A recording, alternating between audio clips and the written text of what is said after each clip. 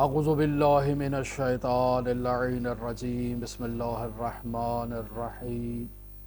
الحمد للہ رب العالمین الصلاة والسلام علی اشرف الانبیاء والمرسلین وعلى آلہ الطیبین الطاہرین المعصومین الذین اذهب اللہ عنہم الرجس وطہرہم تطہیرا اللہم صل علی محمد وآل محمد اللهم اخرجنا من الظلمات الوهم واكرمنا بنور الفهم اللهم افتح علينا ابواب رحمتك وانشر علينا خزائن علومك برحمتك يا ارحم الراحمين. قال رسول الله صلی اللہ علیہ وآلہ وسلم انما بعثت لاتمم مکارم الاخلاق. کتاب شریف معراج السعادہ کے نہایت ہی اہم مضامین پر گفتگو آپ کے ساتھ جاری ہے، اور یقیناً یہ موضوعات جو اس شریف ترین، نفیس ترین، پاکیزہ ترین کتاب میں جو بیان ہوئے ہیں، یہ بطور معمول وہ موضوعات ہیں جو ہماری روز مرہ زندگی سے متعلق ہیں، اور بطور معمول ان مضامین پر گفتگو نہیں کی جاتی ہے، حالانکہ ان موضوعات سے ہمارا روزانہ کا تعلق ہے، روزانہ کا سروکار ہے، روزانہ کا واسطہ پڑتا ہے، لیکن افسوس کہ ان موضوعات پر گفتگو نہیں کی جاتی ہے، اور ہم ان موضوعات سے محروم رہتے ہیں، یا معاشرے میں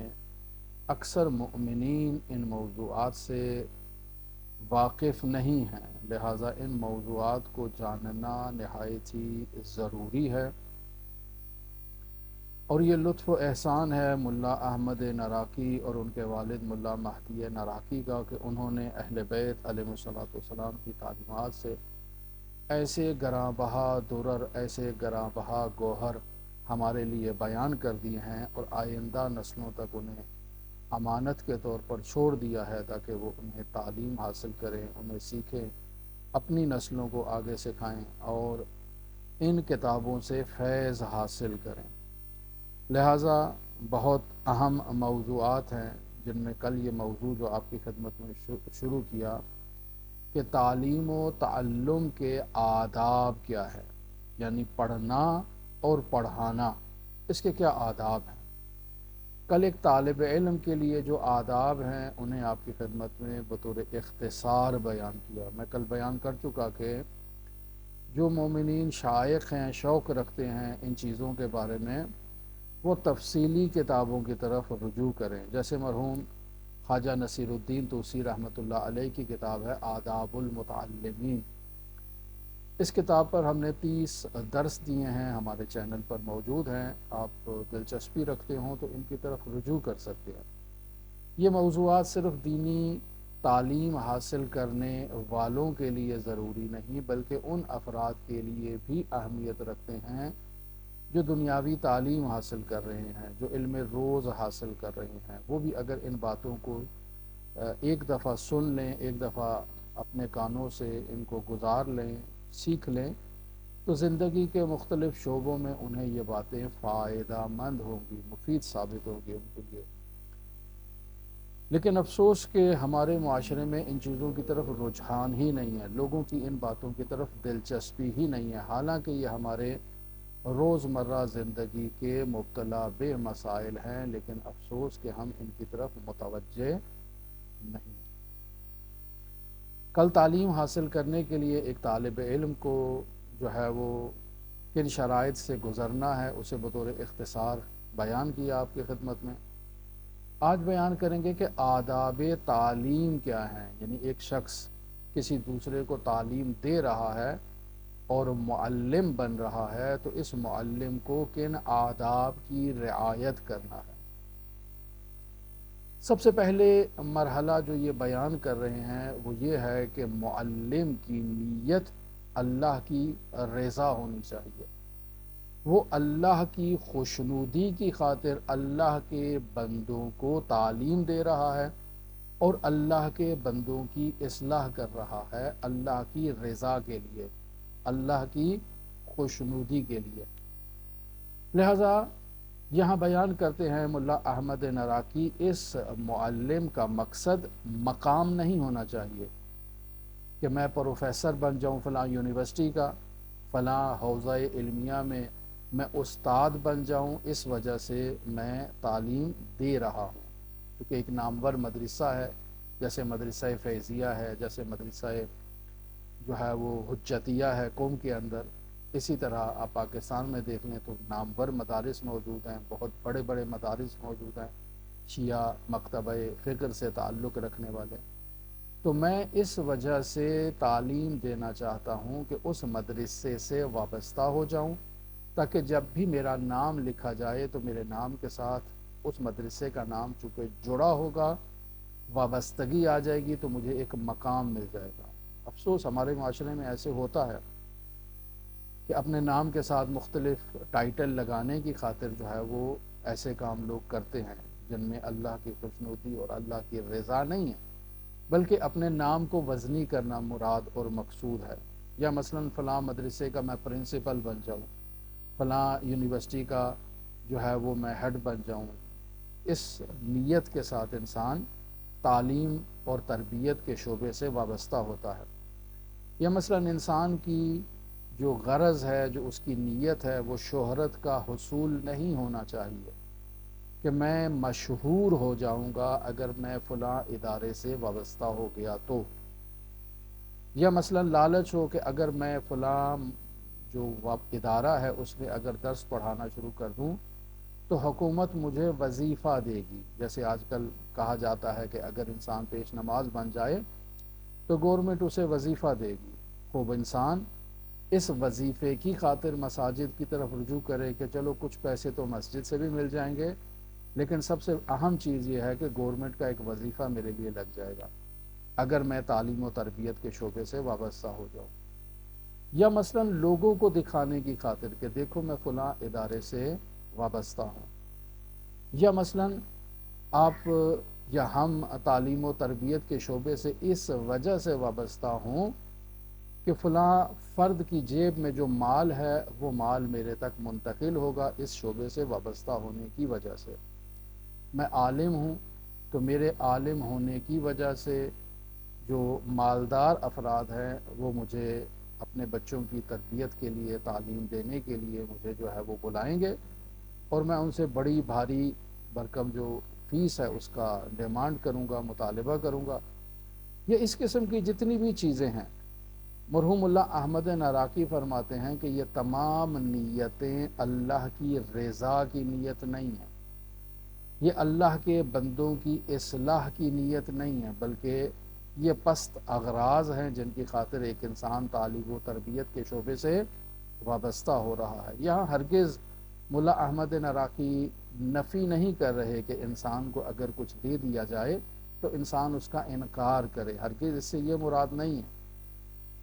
لہٰذا دیکھتے ہیں حوزہ علمیہ میں طالب علم کو بھی وظیفہ دیا جاتا ہے، اساتید کو بھی وظیفہ دیا جاتا ہے، مراجع تکلیف کی طرف سے بھی دیا جاتا ہے، ان کے جن جن اداروں سے وہ وابستہ ہیں ان اداروں کی جانب سے بھی دیا جاتا ہے. یہ اس کا انکار نہیں ہے، یہ قربتاً اللہ کی نیت پر جو ہے وہ سوالیہ نشان نہیں ڈالے گا. یہ منع نہیں کر رہے کہ انسان کو وابستہ نہیں ہونا چاہیے، بلکہ انسان کی جو بنیادی نیت ہے وہ اللہ کی رضا اور اللہ کی خوشنودی، اپنی اصلاح اور بندوں کی اصلاح ہونا چاہیے. یہ مقصد میں دینی تعلیم کے لیے مدرسے میں جاتا ہوں تاکہ اپنی اصلاح کروں. لیکن افسوس ہمارے جو تعلیم و تربیت کے شعبے سے علماء حضرات وابستہ ہوتے ہیں ان کی بنیادی نیت یہی ہوتی ہے کہ معاشرے کی اصلاح کرنی ہے. لہٰذا حوزہ علمیہ میں 2 سال 4 سال جب پڑھ لیتے ہیں تو ان کو عوام کی فکر ہوتی ہے کہ لوگ جو ہے نا وہ مشکلات میں مبتلا ہیں، ان کو فقہی مسائل سکھانے والا کوئی نہیں ہے، لہٰذا مجھ پر واجب ہو گیا ہے کہ میں جا کر لوگوں کی تربیت کروں، لوگوں کی تعلیم دوں لوگوں کو، جبکہ خود ابھی تعلیم و تربیت کے شعبے میں جو ہے وہ کامیابی حاصل نہیں کیے، جسے ہمارے معاشرے میں کہتے ہیں نیم حکیم. اب یہ نیم حکیم جب ہمارے معاشرے میں آتے ہیں تو اس کے فسادات اور اس کی جو سائیڈ ایفیکٹ ہیں وہ آپ ہمارے معاشرے میں مشاہدہ کر رہے ہیں کہ یہ جو اعتقادات میں جو مشکلات ہیں، جو پریشانیاں ہیں، یہ ایسے ہی افراد کی جانب سے ہیں کہ جو تعلیم اور تربیت میں کمال حاصل نہیں کرتے ہیں. لہٰذا ملا احمد نراقی کہتے ہیں کہ تعلیم و تربیت میں جو معلم ہے اس کا وظیفہ، چونکہ متعلم کا وظیفہ ہم کل بیان کر چکے، معلم کا وظیفہ یہ ہونا چاہیے کہ لوگوں کے دلوں کو احیا کیا جائے، زندہ کیا جائے، اللہ کے ساتھ جوڑا جائے، انہیں سعادت کی راہ پر گامزن کیا جائے اور اللہ کا ثواب حاصل کیا جائے۔ اگر انسان اس نیت سے تعلیم و تربیت کے شعبے سے وابستہ ہوتا ہے تو فرماتے ہیں بلا شبہ جو کسی کو علم سکھاتا ہے وہ اللہ کی بارگاہ میں اجر کا مستحق ہے اور اللہ اس کو اجر عطا کرے گا۔ اب انسان نے جس کو سکھایا ہے وہ آگے دوسرے کو سکھائے گا، پھر وہ آگے تیسرے کو سکھائے گا، وہ آگے چوتھوں کو سکھائے گا۔ ایک انسان کو سکھایا ہے وہ اپنی اولاد کو سکھائے گا، وہ اپنی اولاد کو سکھائے گا، وہ اپنی اولاد کو سکھائے گا۔ تو اس طرح سے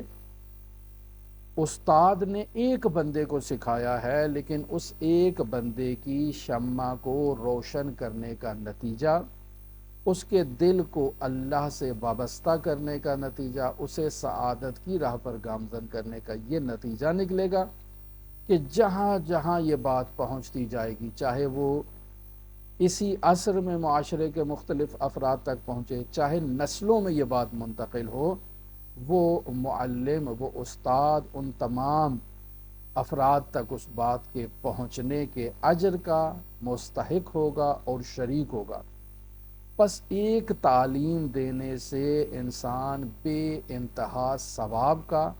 مستحق ہو جاتا ہے، اجر ہو جاتا ہے۔ اور اگر ایک انسان جو پڑھا رہا ہے اس کی نیت آلودہ ہے، یہ انہی پست اغراض کی وجہ سے تعلیم دے رہا ہے، تو یقینی بات ہے کہ وہ اس ثواب عظیم سے محروم ہو جائے گا۔ لہٰذا یہ تو پہلی جو خصوصیت ہے کہ ایک استاد کو اپنی نیت خالص کرنی چاہیے، اپنی نیت کو پاکیزہ کرنا چاہیے۔ دوسرے نمبر پر فرما رہے ہیں کہ استاد کو چاہیے کہ وہ اپنے شاگرد پر مہربان ہو، اپنے شاگرد پر شفیق ہو اور اس کا خیر خواہ ہو، اسے تعلیم دیتے وقت جو ہے وہ اس پر مشفقانہ نصیحت کرتا ہو، اس کا خیال رکھتا ہو، یعنی اس کا تعلیم دینے کا انداز، تعلیم دینے کا جو طریقہ کار ہے اس میں جو ہے وہ اس کا مشفقانہ انداز ہونا یہ بہت ضروری ہے، اس کا شفیق ہونا یہ بہت ہی ضروری ہے۔ اور جو بات جو ہے وہ اس کی سمجھ میں نہیں آتی ہے، ایک شاگرد کو ایک بات سمجھ میں نہیں آتی ہے تو ایک دفعہ استاد اسی بات کو مختلف انداز میں نرمی کے ساتھ، شفقت کے ساتھ، پیار کے ساتھ اسے سمجھانے کی کوشش کرتا ہے۔ لیکن اگر وہ بات اس کی سطح سے بلند ہے، یعنی اس کا جو ذہنی جو سطح ہے اس شاگرد کی وہ کم ہے اور استاد جو اسے بات منتقل کرنا چاہ رہا ہے وہ مطلب سنگین ہے، تو استاد اول تو نرمی سے، شفقت سے اسے تعلیم دینے کی کوشش کرے، مختلف انداز اپنائے، یا پھر ترک کر دے، وہ بات اس کو نہ سمجھائے چونکہ اس کی سطح فکری سے وہ مطلب بلند ہے، اس کو چھوڑ دے۔ جب اس کی سطح فکری بلند ہوگی تو وہ خود اس مطلب کو سیکھ لے گا۔ اب یہاں سختی کرنے سے پرہیز یہ نہایت ہی ضروری ہے۔ ایک استاد جو اپنے شاگرد کو تعلیم دے رہا ہے اسے اجازت نہیں دی گئی کہ وہ اپنے شاگرد پر سختی کرے۔ لہٰذا فقہی اعتبار سے دیکھا جائے تو بچوں کو تعلیم دیتے وقت، تربیت کرتے وقت انہیں مارنا اس کا کیا فقہی حکم ہے؟ تو عزیزان محترم، بطور خاص نابالغ بچوں کو مارنا جائز نہیں ہے، اور کچھ شرائط فقہا بیان کرتے ہیں کہ ان شرائط کی تعلیم و تربیت میں رعایت کرنا یہ بہت ہی ضروری ہے۔ مثلا کہتے ہیں کہ بچے نے اگر کوئی حرام کام کیا ہے، دوسروں کو تکلیف پہنچائی ہے، دوسروں کو نقصان پہنچایا ہے، تو اس صورت میں آپ اس بچے کو تعدیب کر سکتے ہیں۔ اب تعدیب کس انداز میں ہے یہ ابھی آپ کو بتاتے ہیں، آگے جو شرائط فقہا نے بیان کیا۔ پھر فرماتے ہیں نابالغ بچے کے شرعی ولی جو اس کا سرپرست ہے اس سے استاد کے پاس اجازت ہونی چاہیے کہ وہ بچے کو تعدیب کرے، بچے کو تنبیہ کرے، بچے کو مارے، لیکن ایک ہلکا سا۔ وہ کیا؟ اس کا طریقہ بتاتے ہیں۔ مارنے کا مقصد کیا ہونا چاہیے؟ کہتے ہیں مارنے کا مقصد ادب سکھانا، تربیت کرنا ہونا چاہیے۔ بس اوقات ہمارے معاشرے میں جو اساتید اپنے دل کی بھڑاس نکالنے کے لیے بچوں کو مارتے ہیں، یا حتیٰ والدین اپنے دل کی بھڑاس نکالنے کے لیے بچوں کو مارتے ہیں، یا اپنا غصہ ٹھنڈا کرنے کے لیے، اپنے آپ کو تسکین دینے کے لیے وہ بچوں کو مارتے ہیں، یہ جائز نہیں ہے عزیزان محترم۔ لہٰذا فرماتے ہیں کہ اگر بچے کو مارنا مقصود ہے، کب؟ جب بچے نے کوئی حرام کام کیا ہے، دوسروں کو اذیت پہنچائی ہے،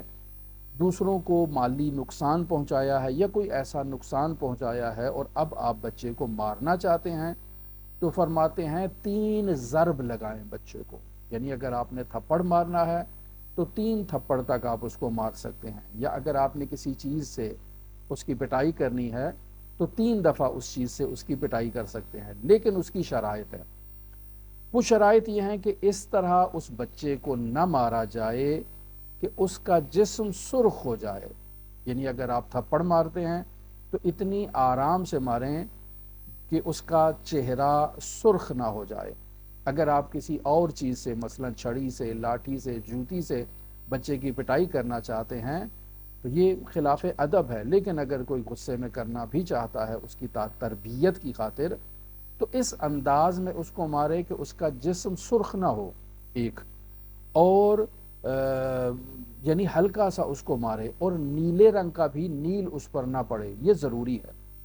اور دوسرا پھر فرماتے ہیں کہ مارنا جو اس کو ہے وہ صرف اور صرف تربیت کی خاطر ہونا چاہیے اور ادب کی خاطر ہونا چاہیے۔ یعنی آپ اس کی پٹائی کر رہے ہیں اور اس کی پٹائی اس وجہ سے کر رہے ہیں کہ اس کی تربیت کا واحد راستہ صرف اب یہی ہلکی سی مار رہ گیا ہے۔ اگر آپ نے اس کو سمجھا لیا، اس کو آپ نے ڈرا لیا، اس کو آپ نے نصیحت کر لی، اس کو آپ نے تشویق کر لی، ترغیب دلا لی، سب راستے آزما کے دیکھ لیے، اب آپ کے پاس صرف مارنے ہی کا راستہ رہ گیا ہے، تو فرماتے ہیں کہ اس حالت میں ماریں کہ 3 سے زائد ضرب نہ ہو، اور بچے کو جو ہے وہ اس کا جسم جو ہے وہ سرخ نہ ہو، اس کے بچے کا جسم جو ہے وہ نیلا نہ ہو، یا حتیٰ چوٹ بھی نہ آئے۔ اور اگر یہ چیزیں آ جائیں تو پھر یہاں کہتے ہیں کہ دیت اس پر جو ہے وہ واجب ہو جاتی ہے۔ اور کون؟ کہتے ہیں ماں، بھائی، بہن یا استاد۔ یہ اگر بچے کو مارنا چاہتے ہیں تو انہیں بچے کے باپ سے اجازت لینے کی ضرورت ہے، یا بچے کے دادا سے اجازت لینے کی ضرورت ہے۔ کیوں؟ کیونکہ بچے کا ولی یا تو اس کا باپ ہے یا اس کا دادا ہے، ماں اس کے اوپر ولایت نہیں رکھتی ہے۔ لہٰذا اگر ماں کو بھی مارنا ہے تو وہ باپ سے اجازت لے یا دادا سے اجازت لے۔ اور پھر فرماتے ہیں کہ جو بیان ہو چکا کہ نیل نہ پڑے، سرخی نہ آئے، کبود نہ ہو جائے اس کا بدن، یعنی جس سے سیاہی آ جاتی ہے، اگر یہ سب آ جائیں گے تو اس پر دیت واجب ہو جائے گی، اور دیت کے احکام فقہی کتابوں کی طرف رجوع کیے جائیں۔ تیسرا ادب جو استاد کے لیے بیان کر رہے ہیں کہ معلم ہے، تعلیم دے رہا ہے، تو اس کے لیے ضروری یہ ہے کہ وہ طالب علم کی استعداد، اس کی صلاحیت، اس کی توان کے مطابق اسے تعلیم دینے میں بخل سے کام نہ لے، ضرورت سے زیادہ اس پر بوجھ نہ ڈالے۔ ہمارے معاشرے میں آج کل بچوں کو تعلیم جو دی جاتی ہے تو اول تو ان کے اوپر کتابوں کا بوجھ لاد دیا جاتا ہے۔ بطور معمول والدین اس بیگ کو، اس بستے کو، اس کیف کو اٹھانے سے عاجز ہوتے ہیں جو بچے نے اپنے کندھوں پر لٹکایا ہوتا ہے۔ یہ خلاف ادب ہے، یہ خلاف آداب تربیت ہے۔ ایسا بوجھ جو اس کی جسم پر آ جائے یہ اس کے اوپر نہیں ہونا چاہیے، یہ خلاف ادب ہے۔ اور دوسرا، اس کو ایسا کام بھی نہ دیا جائے۔ بس اوقات مدرسوں میں، اسکولوں میں بچوں کو اتنی تمرین دے دی جاتی ہے کہ وہ لکھ لکھ کر جو ہے وہ تھک جاتے ہیں، لیکن ان کا ہوم ورک کمپلیٹ نہیں ہوتا ہے۔ یہ آداب کے خلاف ہے۔ اور پھر اس کی صلاحیت کے مطابق اس کو تعلیم دی جائے۔ بچے کو جو تعلیم دی جا رہی ہے تو اس کی صلاحیت کو مد نظر رکھا جائے۔ بعض چیزیں ایسی ہیں کہ جن کو وہ بچہ سمجھ سکتا ہے، سیکھ سکتا ہے، حتیٰ بڑے افراد بعض چیزوں کو سمجھ سکتے ہیں، سیکھ سکتے ہیں، حتیٰ بالغ افراد، حتیٰ جو ہے وہ میچور افراد بعض چیزوں کو سیکھ سکتے ہیں، بعض چیزوں کو سیکھ نہیں سکتے ہیں۔ آپ وہ چیز جو وہ نہیں سمجھ سکتا، نہیں سیکھ سکتا، آپ اس کو اس چیز کی تعلیم نہیں دیں۔ کیوں؟ چونکہ رسول خدا صلی اللہ علیہ وآلہ وسلم سے حدیث نقل ہے، بہار الانوار جلد نمبر 77 ہے، صفحہ نمبر 140 ہے، حدیث نمبر 19 کے تحت رسول خدا سے یہ نقل ہوا ہے کہ ان معاشر الانبیاء امرنا ان نکلم الناس علی قدر عقولہم، کہ ہم انبیاء کے گروہ کو یہ حکم ہوا ہے کہ ہم لوگوں سے کلام کریں ان کی عقل کے مطابق، یعنی جو بات ان کی سمجھ میں آتی ہے وہی بات ان تک منتقل کریں، اور جو بات وہ سمجھنے سے عاجز ہیں اس بات کو ان تک ہم نہیں پہنچائیں۔ تو اسی طرح سے جیسے انبیاء کے گروہ کو یہ حکم ہوا ہے کہ وہ بچوں کی تعلیم و تربیت یا بڑوں کی تعلیم و تربیت یا حتیٰ جو ہے وہ پختہ افراد کی تعلیم و تربیت ان کی فکری سطح کے مطابق کریں، جیسا انبیاء کو حکم ہوا ہے کہ انبیاء بھی ذہنوں کی صلاحیت کے مطابق انہیں تعلیم دیتے ہیں۔ لہٰذا یہی فارمولہ تعلیمی اداروں میں بھی رائج ہونا چاہیے کہ بچوں کی صلاحیتیں مختلف ہوتی ہیں، ایک صلاحیت کے بچے کو ایک جگہ پر رکھا جائے اور اسے وہ تعلیم دی جائے، جو کم صلاحیت والے ہیں ان کو علیحدہ کیا جائے، اور اگر تمام بچوں کو ایک ساتھ تعلیم دینا ہے تو جو کلاس میں ضعیف صلاحیت کا حامل ہے صرف اسی کو مد نظر رکھ کر باقی سب کو اسی کے مطابق جو ہے وہ پھر تعلیم دی جائے۔ اب یہاں ہم دیکھتے ہیں کہ اساتید عرفان کی روش بھی یہی تھی کہ وہ اپنے جو مطالب ہیں جو وہ درس منتقل کیا کرتے تھے تو وہ اپنے شاگردوں کی صلاحیت کو مد نظر رکھتے ہوئے درس دیا کرتے تھے۔ ہر کسی کو ہر درس میں، ہر موضوع میں، ہر بحث میں، ہر مطلب میں شریک نہیں کیا جا سکتا۔ حتیٰ اہل بیت علیہ الصلوۃ والسلام کا یہ نورانی کلام جو آپ کی خدمت میں بیان کیا کہ ان معاشر الناس، ان معاشر الانبیاء امرنا ان نکلم الناس علی قدر عقولہم، کہ ہم انبیاء کے گروہ کو یہ حکم ہوا ہے کہ ہم لوگوں کی عقل کے مطابق ان سے گفتگو کریں۔ تو اب کسی کی عقل جو ہے وہ پہلے درجے کی ہے، کسی کی دوسرے درجے کی ہے، کسی کی تیسرے درجے کی ہے، تو احادیث بھی اسی طرح سے درجات کے حساب سے نقل ہوگی۔ تو جب ہمارے پاس وہ احادیث آئیں گی تو جو ہے وہ نہایت ہی ذہین فتین افراد سے متعلق احادیث ہیں، ان احادیث کو ہم کند ذہن افراد تک منتقل کرنے کے مجاز نہیں ہیں، ہم ان تک نہیں پہنچا سکتے، کیوں؟ چونکہ ان کے اندر صلاحیت موجود نہیں ہے۔ ایسے ہی معارف الہیہ، معارف اہل بیت، اعتقادات، دینی مطالب ان افراد تک پہنچائے جائیں جو ان تک سمجھنے کی صلاحیت رکھتے ہیں۔ لہذا مرحوم آیت اللہ حسن زادی کی زندگی میں دیکھ لیں یا دوسرے اساتید کی زندگی میں دیکھ لیں، مرحوم قاضی کی زندگی میں دیکھ لیں، تو وہ جب درس دیا کرتے تھے تو اس بات کا خیال رکھا کرتے تھے۔ مرحوم آیت اللہ حسن زادی کے درس خصوصی بھی ہوا کرتے تھے، عمومی بھی ہوا کرتے تھے۔ عمومی درسوں میں عام لوگ آیا کرتے تھے اور وہ وہاں وہ بات کیا کرتے تھے جو عام لوگوں کے، عام علماء کے سمجھنے سے متعلق ہے، لیکن وہ درس جو خاص علماء سے متعلق ہے اس کے دروازے پر ایک آدمی کو بالفرض بٹھا دیا جائے کہ اس میں جو لسٹ آپ کو دی ہے اسی لسٹ کے مطابق افراد کو اندر آنے کی اجازت ہے، اس کے علاوہ کسی کو آنے کی اجازت نہیں ہے، اور وہ جو افراد آ رہے ہیں ان کو ان کی سطح فکری کے مطابق جو ہے وہ درس دیا جائے گا۔ لہٰذا اگر وہ درس ریکارڈ بھی ہو جاتا تو مرحوم آیت اللہ حسن زادہ آملی کے ان ریکارڈ شدہ دروس تک رسائی حاصل کرنے کے لیے بھی ان کی اجازت کا ہونا ضروری تھا۔ ہمیں معلوم ہے کہ دفتر تبلیغات میں آیت اللہ حسن زادہ کے دروس موجود ہوا کرتے تھے، اور جب آپ دفتر تبلیغات میں جاتے اور جا کر وہاں اپنا جو ہے وہ فارم وغیرہ تشکیل دیتے کہ میں یہاں کے درسوں سے فیض حاصل کرنا چاہتا ہوں، اور جب آپ کہتے مجھے آقا حسن زادہ کے درس دیے جائیں تو وہ کہتے کہ نہیں، ہم آپ کو وہ درس نہیں دے سکتے، اگر آپ کو فلاں درس چاہیے تو آپ جائیں آیت اللہ کے دروازے پر ان سے اجازت لے کر آئیں، وہ مکتوب اجازت دیں اور وہ دفتر تبلیغات میں جمع ہو تو پھر وہ آپ کو وہ متعلقہ درس دیں گے، وگرنہ نہیں دیں گے۔ کیوں؟ کیونکہ آیت اللہ نے منع فرمایا ہے۔ تو ایسے ہوا کرتا تھا۔ مرحوم قاضی کی زندگی میں بھی یہی روش ہوا کرتی تھی کہ مثلاً وہ مرحوم قاضی کے وسیع ہیں، وہ کوئی کتاب ان کے پاس بیٹھ کر پڑھا کرتے تھے، وہ پڑھا کرتے تھے، استاد قاضی اس کی وضاحت کیا کرتے تھے۔ جیسے ہی اس محفل میں کوئی اجنبی شخص آتا، حالانکہ وہ اجنبی شخص فقیہ زمان ہوتا، لیکن یہ کتاب کو چھپا دیتے، مخفی کر دیتے، پوشیدہ کر دیتے، اس کے سامنے اس کتاب کا تذکرہ نہیں کرتے، موضوع گفتگو کو تبدیل کر دیتے، اور جب وہ چلے جاتے تو پھر دوبارہ اپنے اسی موضوع گفتگو کی طرف واپس آتے۔ یہ اس بات کی عزیزان محترم دلیل ہے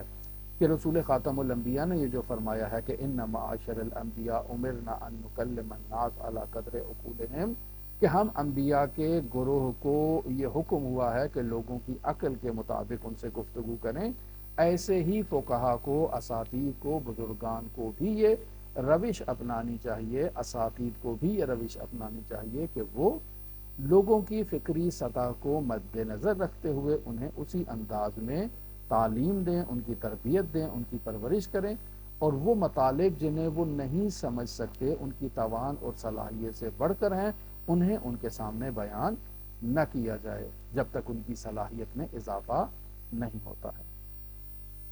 چوتھی شرط جو یہاں بیان کر رہے ہیں وہ فرماتے ہیں کہ استاد شاگرد کو ایسی بات نہ سمجھائے جو خلاف واقع اور خلاف حقیقت ہو، یعنی حقیقت کے برعکس کوئی چیز وہ اس کو سمجھا رہا ہے۔ کیوں ایسا کیوں نہ کرے؟ چونکہ وہ شاگرد کو خلاف واقع جو چیز سمجھا رہا ہے، کوشش کر رہا ہے، تو شاگرد خلاف نیچر بات سمجھنے پر آمادہ نہیں ہوگا۔ اب جتنی بھی کوشش کریں گے، جتنا بھی سمجھانا چاہیں گے، وہ اس بات کو نہیں سمجھ پائے گا۔ لہٰذا ضروری ہے کہ آپ اسے وہ بات بتائیں جو حقیقت ہے، جو واقعیت ہے، خلاف واقعیت بات اس کو نہ سمجھائیں۔ مثلا ابھی باہر سورج نکلا ہوا ہے تو آپ اس کو کہیں کہ سورج نہیں نکلا ہوا، اب وہ بچہ جانتا ہے کہ سورج نکلا ہوا ہے، آپ اس کو جتنے بھی دلائل دیں، جتنا بھی برہان قائم کرنے کی کوشش کریں کہ باہر سورج نہیں نکلا ہوا، وہ اس بات کو سمجھنے کے لیے اور قبول کرنے کے لیے تیار نہیں ہے۔ یا مثلا دن ہے تو آپ اس کو کہیں دن نہیں ہے رات ہے، یا رات ہے تو آپ اس کو کہیں رات نہیں ابھی دن ہے، تو وہ اس بات کو ایکسیپٹ کرنے کے لیے تیار نہیں ہوگا، اس کی فکر تیار نہیں ہوگی۔ لہٰذا اگر استاد کو کسی سوال کا جواب نہیں آتا، اگر بچہ سوال کر رہا ہے اور استاد کو اس کا جواب نہیں آتا ہے، تو یہاں استاد کو ہرگز جو ہے وہ اس کا جواب نہیں دینا چاہیے، بلکہ بچے سے کہنا چاہیے کہ میں اس سوال کا جواب آپ کو کل دوں گا، پرسوں دوں گا، بعد میں دوں گا، چونکہ اس کو نہیں آتا ہے، اور اگر وہ دے گا تو یقیناً جواب غلط دے گا، اور جواب غلط دینا یعنی خلاف حقیقت اور خلاف واقعی چیز کی تعلیم دینا ہوگا کہ جو آداب کے خلاف ہے۔ لہٰذا اسی طرح سے علماء کرام، ان کا بھی یہی وظیفہ ہے۔ آپ مومنین میں بھی جو دین کے معارف کو اور حقائق کو آگے دوسروں تک منتقل کرتے ہیں، اگر آپ سے کبھی کسی بھی چیز کے بارے میں سوال ہو جائے اور آپ کو اس سوال کا جواب نہ آتا ہو تو آپ کہیں کہ مجھے نہیں آتا۔ یہ جملہ کہنا کہ مجھے نہیں آتا بہت بہتر ہے اس جملے سے کہ آپ اس کو ایک غلط جواب اس کے سامنے بیان کر دیں، بطور خاص اگر فقہی مسئلہ ہے، چونکہ فقہی مسئلے کی بعد میں اصلاح کرنا یہ بہت ضروری ہے۔ آپ نے ایک غلط مسئلہ اس کو تعلیم دیا ہے، یہاں مسئلہ فتویٰ فقی کا تبدیل ہونا یہ اس سے متعلق نہیں ہے، وہ تبدیل ہو گیا تو وہ فقی نے تبدیل کیا ہے، آپ نے جو اس کو مسئلہ بتایا ہے وہ غلط مسئلہ بتایا ہے، لہذا چونکہ غلط مسئلہ آپ نے بتایا ہے اور آپ کے بتانے کی وجہ سے وہ غلط عمل کرے گا، لہذا آپ پر لازم ہے کہ آپ اس کی اصلاح کریں۔ ہاں اگر آپ نے ایک مسئلہ بیان کر دیا، بعد میں معلوم ہوا کہ فقیہ نے فتویٰ تبدیل کر دیا ہے، تو وہ آپ کے اوپر پھر لازم نہیں ہے، لیکن یہ چونکہ آپ کو معلوم ہے اور آپ جان بوجھ کر خلاف واقع بیان کر رہے ہیں تو یہ درست نہیں ہے۔ اور یہ بہترین صفت ہے عزیزان محترم، بہترین صفت ہے کہ انسان جو چیز نہیں جانتا اس سے لا علمی کا اظہار کرے۔ بس اوقات ہمارے معاشرے میں اس چیز کو عیب سمجھا جاتا ہے، ایک عالم سے سوال کریں اور عالم کہے کہ مجھے نہیں معلوم، میں آپ کو کتاب سے دیکھ کر بتاؤں گا، لوگ اس کو عیب سمجھتے ہیں، حتیٰ بس اوقات علماء بھی اسے اپنے لیے عیب سمجھتے ہیں، لہٰذا وہ کیا کرتے ہیں، خود سے ایک مسئلہ بنا کر، ایک جواب بنا کر بیان کرنے کی کوشش کرتے ہیں، ٹال مٹول کرنے کی کوشش کرتے ہیں۔ یہ غلط ہے عزیزان محترم۔ اس کا خداوند متعال کی بارگاہ میں انسان کو جواب دینا ہوگا کہ اس نے کیوں لوگوں کو گمراہی میں مبتلا کیا ہے۔ لہٰذا اگر تعلیم میں انسان ان شرائط کو مد نظر نہیں رکھتا اور اپنے شاگرد کو ایک خلاف واقع اور خلاف حقیقت اسے کسی چیز کا علم دے دیتا ہے تو یہ باعث بنے گا کہ اس شاگرد کا ذہن خلاف حقیقت چیز کا عادی ہو جائے، عادت کر لے۔ یعنی آپ اس کو یقین دلا دیتے ہیں دن کے وقت کہ رات ہے، اور رات کے وقت یقین دلا دیتے ہیں کہ دن ہے، پس اس کو خلاف واقع آپ نے ایک عادت میں مبتلا کیا ہے، جس کا نتیجہ یہ نکلے گا کہ یہ طالب علم آہستہ آہستہ کج فہمی کا شکار ہو جائے گا، یعنی اس کی طبیعت میں الٹی چیزیں سیکھنا جو ہے وہ زیادہ آ جائے گا، اور وہ علمی تربیت سے اور علمی ترقی سے، علمی پیش رفت سے وہ محروم ہو جائے گا۔ لہٰذا یہ انسان اس کا ذمہ دار ہے جو اس کو تعلیم دے رہا ہے۔ اب فرماتے ہیں کہ یہ جو کچھ بھی ابھی تک ہم نے ملا احمد نراقی بیان کر رہے ہیں کہ جو کچھ بھی ہم بیان کر چکے یہ تعلیم و تعلم کے عمومی اصول ہیں۔ ممکن ہے کہ ان کے علاوہ بھی آداب ہوں جو کتابوں میں بیان کیے گئے ہیں، یہاں چونکہ مرحوم نے اختصار سے بیان کیا ہے تو آپ تفصیلی کتابوں کی طرف رجوع کریں، جیسے میں نے بیان کیا آپ کی خدمت میں آداب المتعلمین خواجہ نصیر الدین طوسی کی ہے، اس کی طرف رجوع کریں۔ منیت المرید ہے شہید ثانی رحمۃ اللہ علیہ کی، اس کی طرف رجوع کریں۔ دونوں کتابیں عربی میں ہیں، ہم نے منیت المرید کے دروس نہیں دیے لیکن آداب المتعلمین کے دروس دیے ہیں جو 30 عدد ہیں، آپ ان کو سن سکتے ہیں۔ پس فرماتے ہیں کہ جو شخص اس دور کے اہل کے حالات سے واقف ہو، ان کو بہتر جانتا ہو، تو تعلیم و تعلم کے آداب میں وہ دیگر صفات کمالیہ کی طرح جو ہے وہ ان کی رعایت کرے گا، اس میں وہ جو ہے وہ محجور نہیں ہوگا۔ لہٰذا استاد اور شاگرد کے لیے شرائط کا لحاظ رکھنا یہ بہت ہی ضروری ہے، اور اگر زمان اور اہل زمان یہ فاسد ہوں تو ہدایت و رہنمائی کا کام ماند پڑ جائے گا۔ یعنی اگر معاشرہ فاسد ہو چکا ہے، پڑھنے والا اور پڑھانے والا دونوں فساد میں مبتلا ہو چکے ہیں، معاشرہ خراب ہو چکا ہے،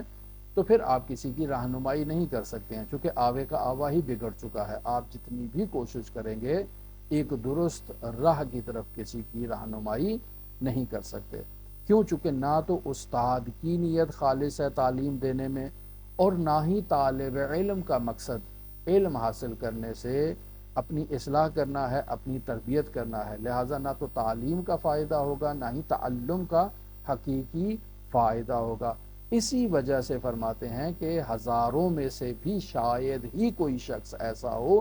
جو کمال تک پہنچے۔ یعنی کتنے لوگ حوزہائے علمیہ میں جاتے ہیں، کتنے لوگ جاتے ہیں، ایران سے ہوں، پاکستان سے ہوں، ہندوستان سے ہوں، مختلف ملکوں سے جو حوزہائے علمیہ میں تعلیم حاصل کرنے کے لیے جاتے ہیں۔ حتیٰ آپ یونیورسٹیوں میں دیکھ لیں کتنے لوگ جاتے ہیں، لیکن ان لوگوں میں کتنے افراد ایسے ہیں جو نابغہ ہو کر باہر نکلتے ہیں، جو مجتہد ہو کر باہر نکلتے ہیں، جو مرجع ہو کر باہر نکلتے ہیں، جو عارف ہو کر باہر نکلتے ہیں۔ آپ کو انگلیوں پر گرنے والے 3-4 افراد ہی شاید وہ بھی آپ کو دکھائی دیں ہر کھیپ میں سے۔ لہٰذا یہ ایک نہایت ہی اہم نکات ہیں کہ انسان کو ان چیزوں کی رعایت کرنا ضروری ہے تعلیم حاصل کرتے وقت اور تعلیم دیتے وقت۔ اور پھر فرماتے ہیں ایک اور فائدہ تعلیم دیتے وقت، کہتے ہیں جان لو کہ تمام علوم کی حقیقت، یہ تو پہلا فائدہ جو بتایا نا وہ تو استاد کی تعلیم و تربیت سے متعلق تھا کہ استاد جو پڑھا رہا ہے، کسی کی تربیت کر رہا ہے، تو ان آداب کی وہ رعایت کرتے ہوئے وہ آگے تربیت کے مراحل کو انجام دے۔ لیکن اب یہ جو دوسرا فائدہ بتا رہے ہیں یہ فرماتے ہیں کہ تمام علوم جو انسان حاصل کرتا ہے وہ علوم روح کو کمال پہنچانے اور انسانی نفس کو جمال کی صلاحیت عطا کرنے والے ہوتے ہیں۔ یعنی اگر انسان علم سیکھتا ہے تو اس علم کی شرافت کی وجہ سے، اس علم کی اہمیت کی وجہ سے انسان پر واجب ہو جاتا ہے کہ وہ اس علم کو سیکھے۔ بس چونکہ علوم میں شرافت موجود ہے، علوم کی اہمیت ہے، ہر علم انسان کی روح کو وہ اعلیٰ درجے کا کمال عطا نہیں کرتا ہے، بعض روح کو بہت ہی اعلیٰ درجے کا کمال عطا کرتے ہیں، بعض متوسط درجے کا عطا کرتے ہیں، بعض ضعیف درجے کا عطا کرتے ہیں۔ بس اس سے یہ معلوم ہوتا ہے کہ تمام علوم آپس میں مساوی اور برابر نہیں ہیں۔ ہر علم کو سیکھنا جو ہے وہ انسان کی ترجیحات میں سے نہیں ہونا چاہیے۔ بس کیا کرے؟ کہتے ہیں کہ علوم کی اقسام ہیں۔ پہلی قسم ہے دنیاوی علوم کی۔ دنیاوی علوم کے بارے میں یہ فرما رہے ہیں کہ یہ علوم جو دنیاوی ہیں وہ کون سے علوم ہیں؟ وہ علوم جن کا زیادہ فائدہ دنیاوی زندگی میں ہوتا ہے، یعنی انسان کی دنیاوی زندگی میں وہ علوم انسان کو فائدہ دیتے ہیں۔ مثلا علم طب ہے جس میں میڈیکل کا علم ہے، اب طب قدیم کہیں جسے طب سنتی کہا جاتا ہے، یا طب جدید کہیں جو آج کل کا میڈیکل سائنس ہے۔ طب قدیم میں یہی حکمت آ جاتی ہے جو حکیم حضرات،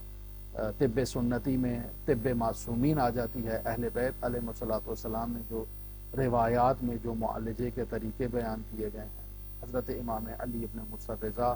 علیہ الصلوۃ والسلام کا رسالہ ذہبیہ ہے، یہ سب طب سنتی میں آ جائے گا، یہ سب طب قدیم میں آ جائے گا۔ یہ انسان حاصل کرے تو یہ بھی طب ہے، انسان کے بدن کے علاج کے لیے ہے۔ یہ طب جدید ہے جو آج کل کی جدید میڈیکل سائنس ہے، انسان اس کو سیکھتا ہے تو یہ انسان کی